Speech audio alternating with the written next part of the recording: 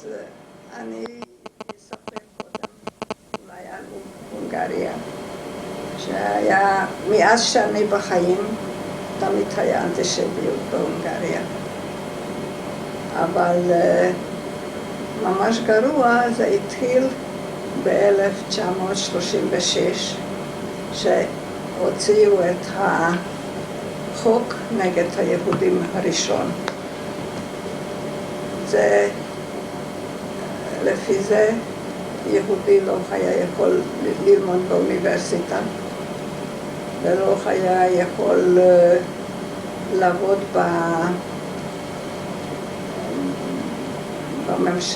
בממשלה, כבר קודם לא עבדו, אבל לא היה יכול לעבוד בכלל עבודה רוחנית, רק עבודה פיזית. זעקו את הרופאים מהבתי חולים, ואז התחיל ממש ב-1938 הוציאו עוד חוק נגד היהודים, אז היינו צריכים לתת את התקשיטים שלנו, היה ליהודים אסור לשמוע רדיו, כי אמרו שהיהודים שומעים רק רדיו נגד העם ההונגרי. וזה ככה היה עד 1944, 19 במרץ, שהגרמנים נכנסו, כבשו את הונגריה.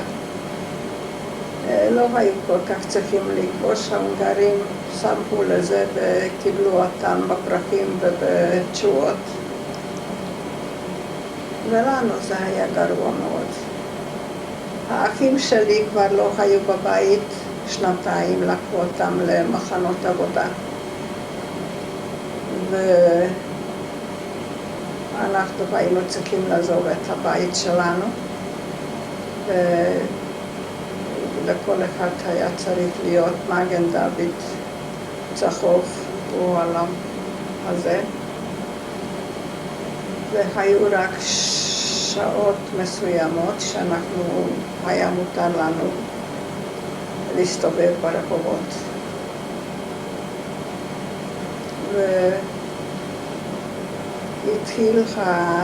התחילו לקחת את היהודים קודם מהכפרים המקום היחידי שנשארו יהודים זה היה בודפשט. בהונגריה היה סך הכל אולי 1,000,000 יהודים, מזה 600,000 היו בבודפשט.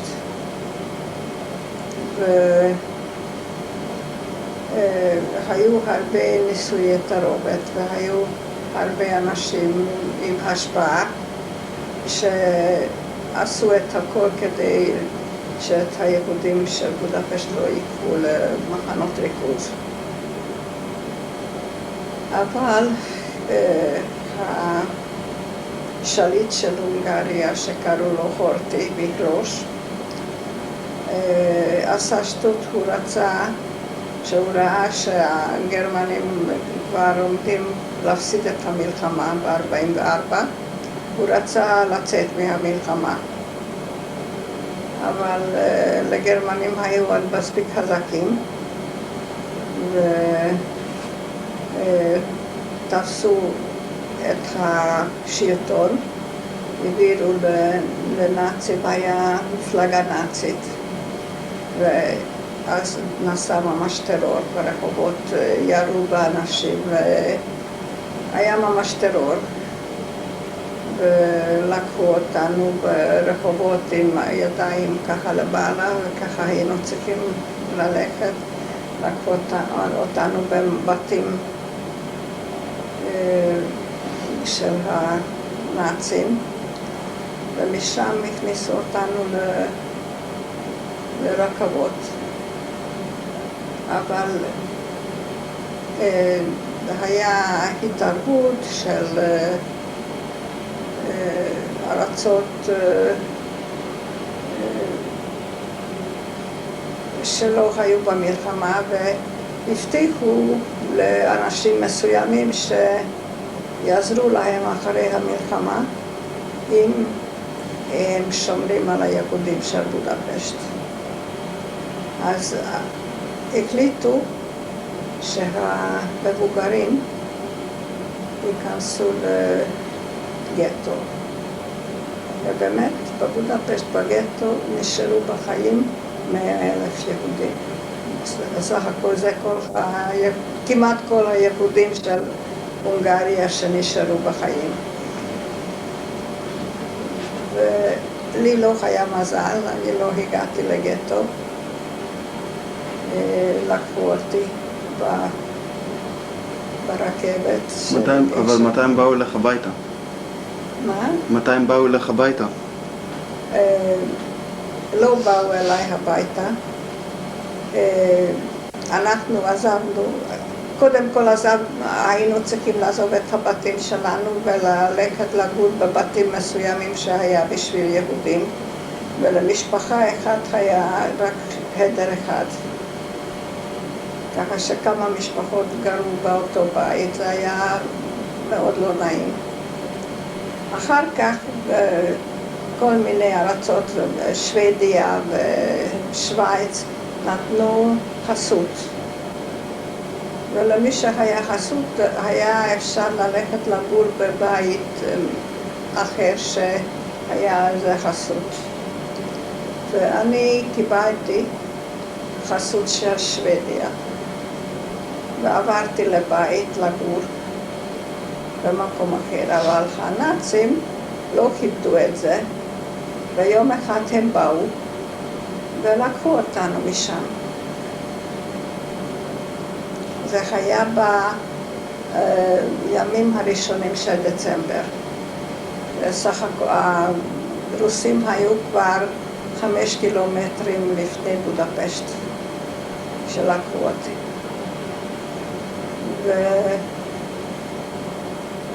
ב4 לדצמבר הכניסו אותנו לקרונות של בהמות. 40 או 45 איש, אני כבר לא זוכרת בדיוק. היינו במקום מאוד צפוף, ואוכל כמובן לא קיבלנו. והתחלנו לנסוע. אבל היה קשה הנסיעה כי היו קרבות, והם בכל מקרה רצו להוציא אותנו מהונגריה. איך לא היינו מתים מרעב, באו האיכרים והביאו אוכל, לא נתנו, אלא מכרו. למשל, היה לי שעון, אז קיבלתי עבור השעון שלי כיכר לחם. על החברה שלי, שלקחו אותנו ביחד, היה פרווה שועל. אז היא קיבלה עבור זה גם כיכר לחם ואותה תיכה כזה נקניק. ואנחנו אכלנו רק פעם אחת ביום, כדי שזה לא ידענו כמה זמן אנחנו צריכים. וגם שתייה לא היה, אבל היה קר, והיו קרח על הקירות, אז אנחנו את הקרח אנחנו מצצנו לשתייה. ופעם ביום הם נתנו לנו לרדת, לעשות את הצרכים שלנו. הם עמדו ככה עם הרובה, וככה היינו צריכים לעשות, אז זה גם לא היה נחמד. והתחלנו לנסוע, הגענו לאוסטריה, אבל בכל מקום לא רצו לקחת אותנו, כי בכל מקום הם כבר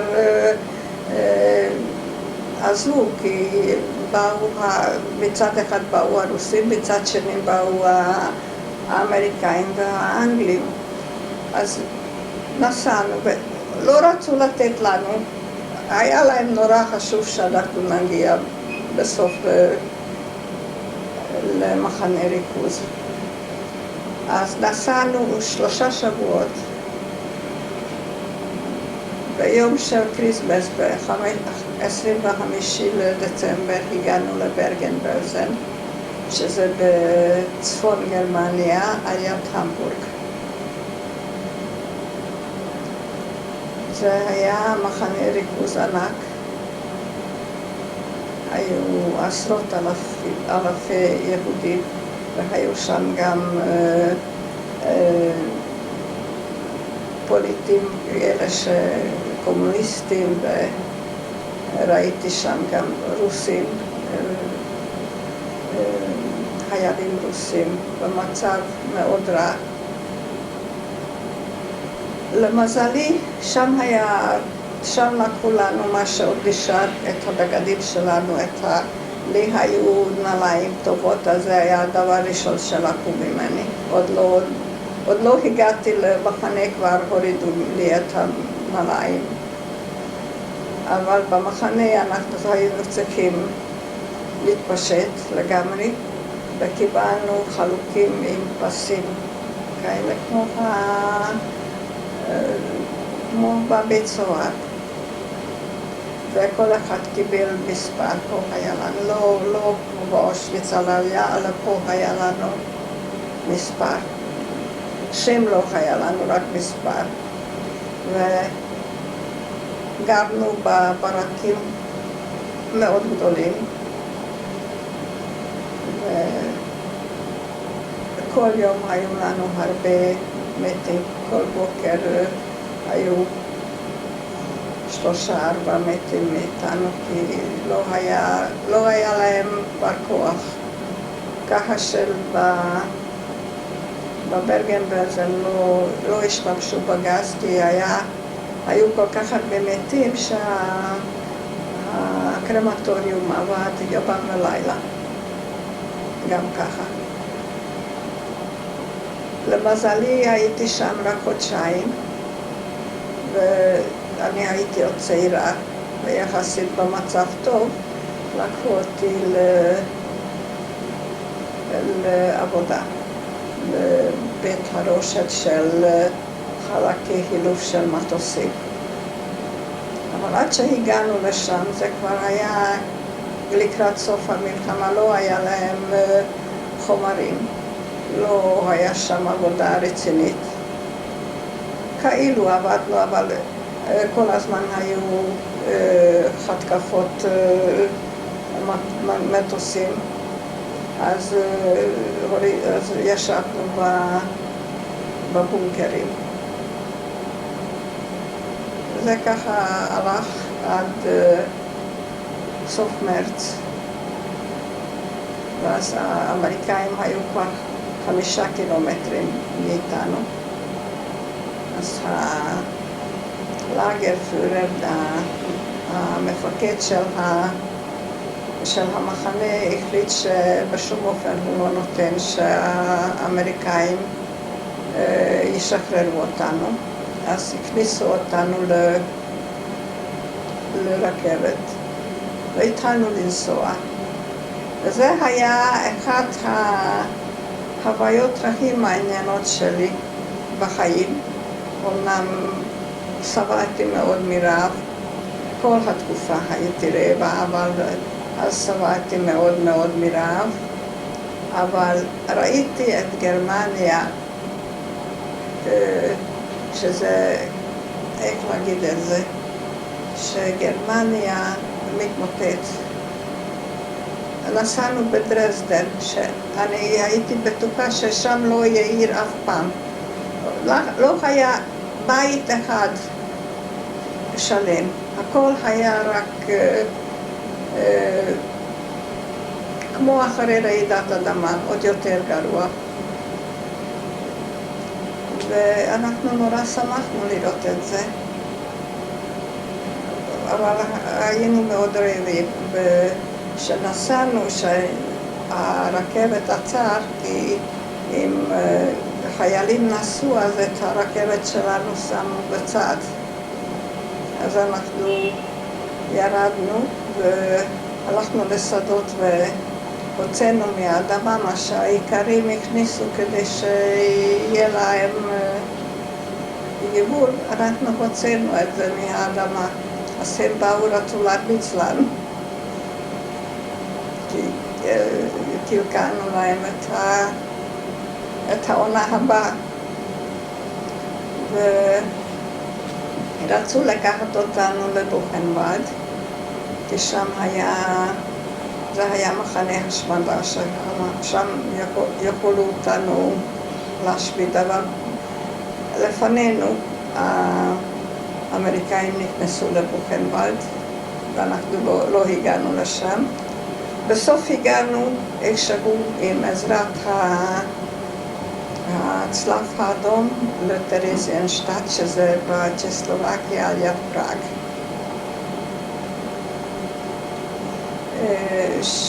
שם הגענו, אז קיבלו אותנו מאוד יפה. שם היו העיקר יהודים מגרמניה, ואלה שקיבלו, הם קיבלו מתנות וקיבלו חבילות מקרובים, והיה להם קצת אוכל, והיה להם, הם הלכו בבגדים שלהם. וזה היה לנו, אנחנו לא תיארנו לעצמנו שקיימים עוד יהודים כאלה, והם, אנחנו היינו הראשונים שהגענו במצב כזה לשם, אז הם היו מאוד מזועזעים, והביאו לנו מה שהיה להם. רגע, אז מתי... זה היה בסוף אפריל. זה עם הרכבת שלקחו אתכם עם הרכבת? כן, אנחנו כבר לא יכולנו ללכת. אבל מי לקח אתכם? הנאצים? כן. הנאצים לקחו אתכם לשם? הנאצים לקחו אותנו. שם לטרזיינשטט הם הכניסו 60,000 יהודים. הם רצו שם, היה הכל מוכן, רצו שם להשמיד אותנו. הם עשו הצגה, כביכול הם העבירו את טרזיינשטט לפקודה של הצלב האדום, אבל כרגע שהנציג של הצלב האדום הגיע לשם, הם עצרו אותו. פשוט עצרו אותו ולקחו אותו משם, כוח לא היה לו. אבל הרוסים היו כבר מאוד קרובים, וכמה בחורים מהמחנה ברחו בלילה, והם היו פולנים ודיברו את השפה הרוסית, והגיעו אל החיילים, אל הקווים הרוסיים, ושם סיפרו, היה להם מזל שהמפקד שם היה יהודי. ושמעו את הסיפורים. ובמחרת בבוקר הצבא הרוסי נכנס לטרזיינשטט ושחררו אותנו. אבל המצב היה רע, היו הרבה אנשים, ביניהם גם אני שהיה לנו כל מיני מחלות, העיקר טיפוס. והם נתנו לאכול, אבל גם להם לא, גם לרוסים לא היה, אז הם פתחו את המחסנים, ובמחסן לא היה רק שועית וגריסים. אז הם בישלו ונתנו לנו. ומזה, אלה שיכולו לאכול, הם מתו מזה.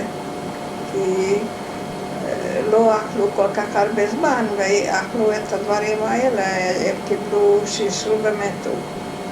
הרבה מתו אחר כך. ובאו מאירופה החופשייה כבר, מצרפת ומכל מיני ארצות, ונתנו לאנשים שלהם חבילות. ואלה שאכלו את החבילות, הם היו רעבים, אז כשקיבלו חבילה כזה, אכלו את הכל, למחרת הם היו מתים, כי אסור לאכול כל כך הרבה. אבל אנחנו לא קיבלנו חבילות מאף אחד, כי לא הפולנים ולא ההונגרים, אף אחד לא שאל ואף אחד לא התעניין לנו. הראשונים שהגיעו היו ההולנדים. זה היה כמו חלום. באו עם אוטובוסים גדולים לבנים, עם רופאים ואחיות, ואספו את כל ההולנדים שלקחו מהולנדים, זה היה הפקודה של המלכה, ולקחו אותם להולנד, ושם הכניסו אותם לבתי חולים וטיפלו בהם. באנו לא טיפל אף אחד, אנחנו לא שאלו אותנו, לא ארגנו לנו ללכת הביתה שום דבר. אז היה הסגר חודש. ב8 למאי נגמר המלחמה. אז היה הסגר כי באמת היו הרבה מחלות שם. ואחרי 8 ליוני אמרו שתלכו לאן שאתם רוצים. אז אנחנו כמה בנות התארגנו והתחלנו לנסוע. נכנסנו ברגל לפראג, שם היה ז'וינט, שם קיבלנו קצת אוכל. מפראג נסענו לפרסבורג, ושם היה רכבת אחד ביום בבודפשט, ולא ביום בלילה. אז שם קיבלנו גם קצת אוכל מהיהודים, היה שם כבר קהילה יהודית, ובכל מקום שהגענו קודם כל, לפני שדיברו איתנו, שמו לנו DDT ככה כמו כל ג'וקי. היינו צריכים לעמוד ככה והם שמו לנו DDT, כי היו לנו באמת פרושים וכל מיני חיות. אז בפרסבורג קיבלנו קצת אוכל, ואני חושבת שקיבלנו קצת כסף גם, אבל זה בלילה ברכבת גנבו לנו, לא נשאר לנו כלום. והגענו מחרת בבוקר לבודפשט. החברים שלי ידעו שאני בחיים, כי מי שהיא נסעה, דיברה, היא ידעה את השפה הרוסית, והיא נסעה עם חיילים רוסים לבודפשט, ואני שלחתי מכתב. אז מאז שהחברים קיבלו את המכתב, הם כל יום הלכו לרכבת הזאת, כי היה רק רכבת אחד, לפני צהריים הגיעה לבודפשט, לראות אם אני מגיעה. אז אנחנו הגענו לבודפשט, זה היה הרגשה, אני לא ידעתי עם ההורים שלי בחיים, לא ידעתי כלום על אף אחד. עם החברה שלי הלכנו ויצאנו ככה, ושם היו אנשים של יהודים והציעו לנו משהו לשתות ולכל, אבל לא יכולתי, הייתי במתח נורא. ופתאום אני שומעת שמישהו אומר ז'וז'י, אני מסתכלת, היה אבא שלי. אני התחלתי לבכות, הוא התחיל לבכות, ומסביבנו כולנו בכו. אחר כך אבא שלי אמר, הוא לא היה בטוח שזה אני, כי אתם יכולים לתאר לעצמכם איך אני הייתי נראית. אז ככה הגענו הביתה. גם אמא שלי היה בחיים, ואח הגדול פשטה היה בחיים, ורוז'י. וככה נגמר לי המלחמה. ואז מה קרה להורים שלך? ההורים שלי היו בגטו, ופשטה היה ברוסיה, במחנה עבודה, ורצו, לקחו אותם את הקבוצה שלו לגרמניה, והוא ברח, הם הגיעו למקום, רכבת עצר, הוא ברח משם. וזה סיפור מעניין, זה היה מקום, קראו זה רימה סומבת, ואח של אמא שלי היה גר שם, אבל הוא כבר לא חיה, כי לקחו אותו. אבל העוזרת בית שלו היה, והיא לקחה את האח שלי, נתנה לו לאכול, נתנה לו לישון אצלה בלילה, ומחרת היא נתנה לו את המדים של חייל של הבעל שלה, שהוא נפל במלחמה בתוך היער. וככה במדים האלה אשתה הגיעה לבודפשט. בדיוק בקרבים הכי גדולים. והוא מצא את רוז'י ואת החורים שלי, שהם היו ביחד, לקחו אותם ביחד לגטו, והוא עבד בגטו, הוא עבד לעשות את הקיר של הגטו, כי הגטו היה מסביב גדר. אז שלחו אותו לעבוד בגדר שם, וככה הם נשארו בחיים. כי אחר כך אמרו שלפי התוכנית של הגרמנים, הם רצו לפוצץ את הגטו, אבל לא היה להם כבר מקום. או שלא היה להם מקום, או שנתנו לו כסף, אנחנו לא יודעים איך זה קרה, אבל לא פצצו את הגטו. וככה הם נשארו בחיים. ואני כבר, כשהגעתי לבודפשט, החלטתי שבהונגריה אני לא נשארת, שאני לא יכולה לחיות שם. הם נשארו ההורים שלי, כי הם היו כבר מבוגרים, ופישטה הוא היה סוציאליסט, והוא השתתף לבנות את הונגריה מחדש, ואני לא יכולתי. אני התחתנתי עם סבא שלכם ועזבתי את הונגריה. ועם זה גמרתי את השואה. ונסעת לישראל. כן. מתי זה היה? ב-1946 עזבנו את הונגריה בסוף יולי. הגענו לפה מהר מאוד, כי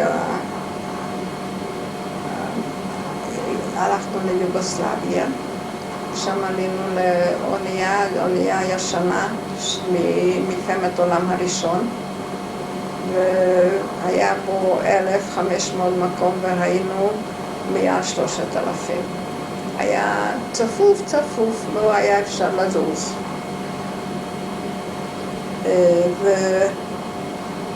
זה היה משקל, עודף משקל, את החפצים שלנו לא יכולנו לקחת לאונייה, ככה שהגענו רק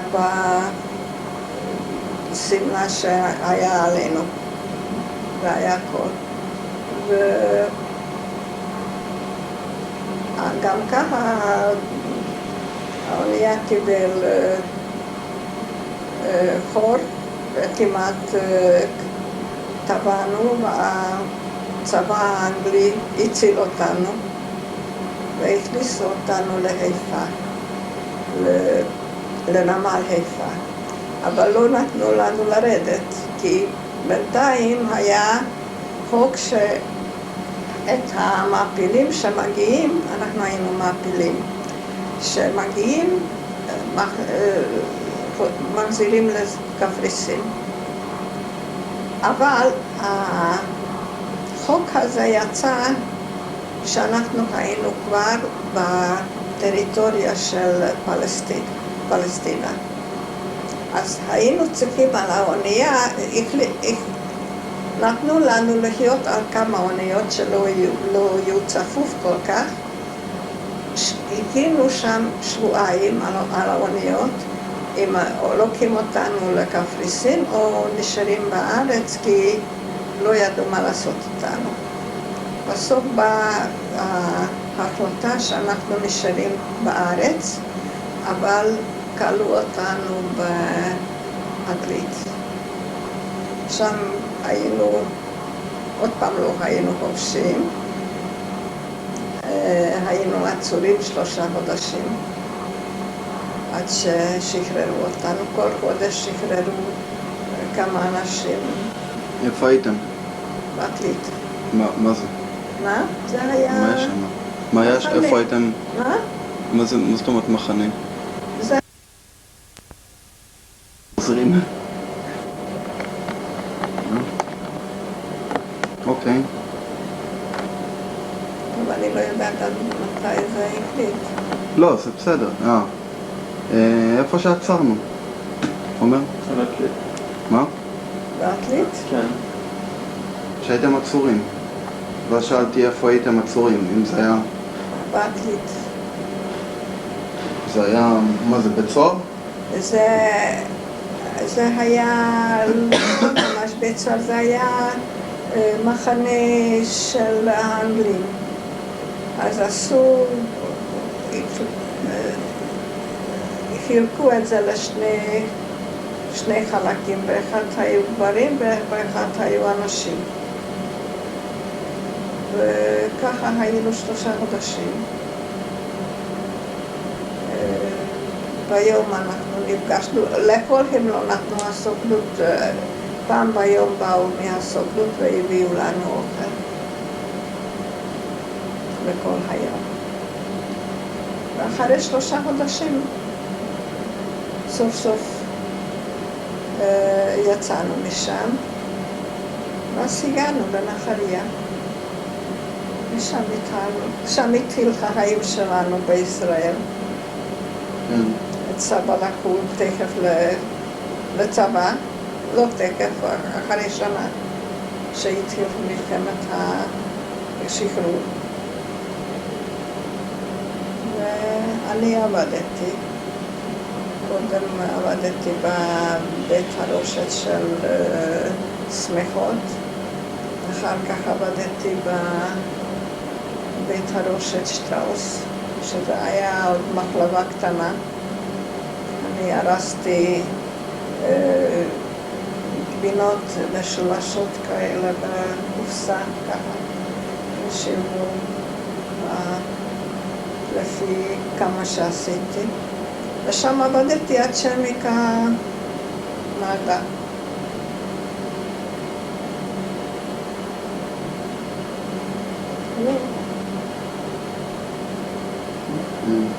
יש לך שאלות נוספות? לפני המלחמה, איזה אנטישמיות את ראית? לפני המלחמה, קודם כל, מאז שאני בחיים, היה בהונגריה נומרוס קלאוזוס. זאת אומרת, האוכלוסייה של הונגריה, היהודים היו 5%. אז באוניברסיטאות היה מותר לקחת מהסטודנטים 5% יהודים. והיו כל מיני הפרעות, הרבה פעמים הרביצו לסטודנטים, העיקר אלה שלמדו משפטים האלה היו האנטישמים הגדולים.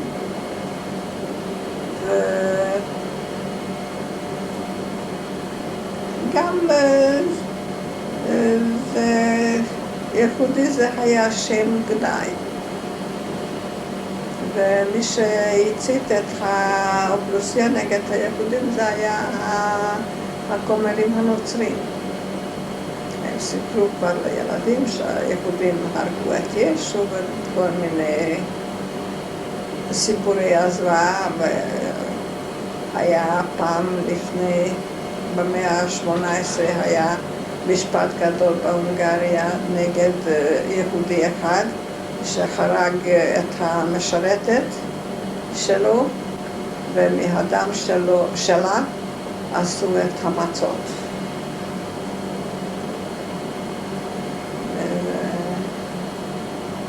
אני לא יודעת באיזה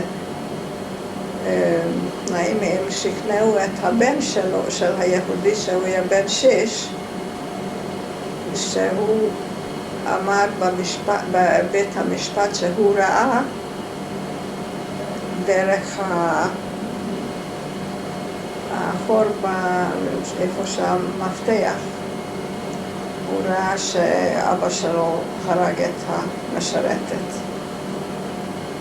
אז היה אריסטוקרט הונגרי אחד, לא הרבה, אחד היה, הוא היה גם סופר, והוא עשה מה שזולה עשה במשפט דרייפוס. הוא לקח את ההגנה, והוא הכריע, הוא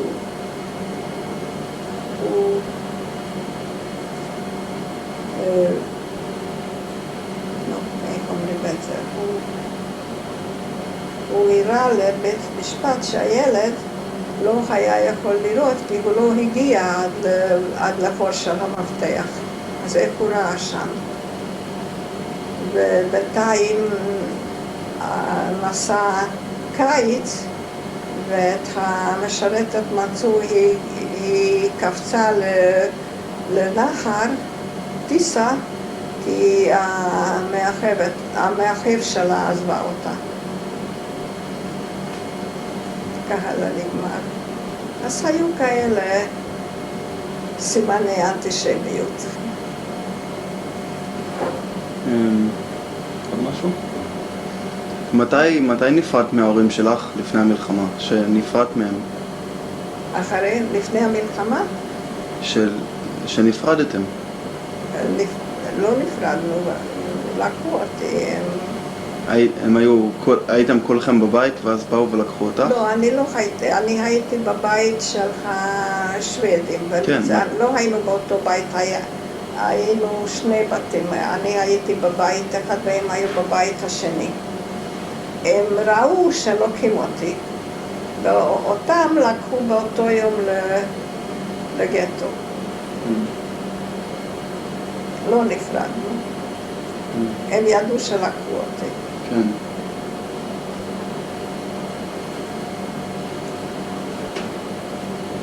והאח שלי, השני, האמצעי בונדי, אותו הגרמנים הרגו בצורה מאוד לא יפה, אני נדמה לי סיפרתי לך. הוא היה בבית חולים צבאי. וכשהגרמנים עזבו את המקום, הם הציתו את הבית חולים ועמדו מסביב, ומי שרצה לצאת מהבית חולים ירו בו. אז כולם נשרפו שם, גם אחי. פעם סיפרת לי שהילדים שיותר מדי קטנים לעבוד, לקחו אותם ושרפו אותם תוך שאת היית נראית קטנה, חשבו שאת קטנה, אבל היית נראית יותר קטנה ממה שאת באמת היית. כן, נכון. זה היה עוד בבודפשט לפני שהכניסו אותנו לקרנות. באו מהצלב האדום ואמרו שאלה שעוד לא בני 16 לוקחים אותם לגטו. אני הייתי אז כבר בת 20, אבל אני עשיתי שתי צמות ונראיתי יותר צעירה. אז מילש, הנאצי, אמר לי שאני אכנס לשורה, שאני עוד 16, ואני לא יודעת מה נתן לי לעשות את זה. אני עניתי לו שאני כבר עברתי את הגיל 16 ונשארתי שם. וכשחזרתי לבודפשט התברר לי שאת כל הקבוצה לקחו לדנובה וירו בהם ואף אחד לא נשאר בחיים. על איזה דברים, מה היה הגורל? אם הייתי הולכת איתם, אז גם אני לא הייתי נשארת בחיים.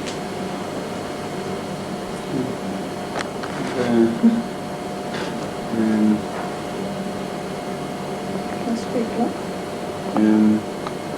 עוד משהו ששכחת? לא יודעת. אם שכחתי, אז זה כבר לא יהיה. וסבא שלכם היה במחנה ריכוז, במחנה עבודה. כן. והחזירו אותם לבודפשט. הוא קיבל דיזנטריה מאוד קשה, היה מאוד חולה. אז אמרו שהרופא שם אמר שאת היהודי הזה לא כדאי לקחת לגרמניה, כי עוד לפני שאתם מגיעים לגבול, הוא התבגר. אז השאירו אותו בבודפשט, והיה לו בן דוד, רופא, אח של דודה קאטו, והוא טיפל בו, והוא עברי, והוא נשאר בבודפשט, ובכל השואה הוא נשאר בבודפשט. פעם סיפרת לי שהיו לך חברות שהן היו מאוד רעבות, אז הם אכלו איזה צמח, ושאת לא רצית לאכול, והם קיבלו צהבת. זה היה במחנה ריכוז, שהיינו רעבים ואכלנו את הכל מה שהיה אפשר לאכול. אז היו כמה בחורות צרפתיות, ואני דיברתי קצת צרפתית. והם מצאו איזה צמחים, איזה ירק, שהם אמרו שהם מכירים את זה, מזה עושים סלט וזה מאוד טעים. אז אכלנו את זה, אני טעמתי ולא היה לי טעים, והם אכלו את זה וקיבלו צהבת, הם היו מאוד חולים מזה. הם נשארו בחיים? מה? אני לא יודעת, כי בינתיים אנחנו כל הזמן העבירו אותנו ממקום למקום, אנחנו לא נשארנו ביחד עם אותם אנשים יותר בכמה שבועות. אבל חלק אולי כן.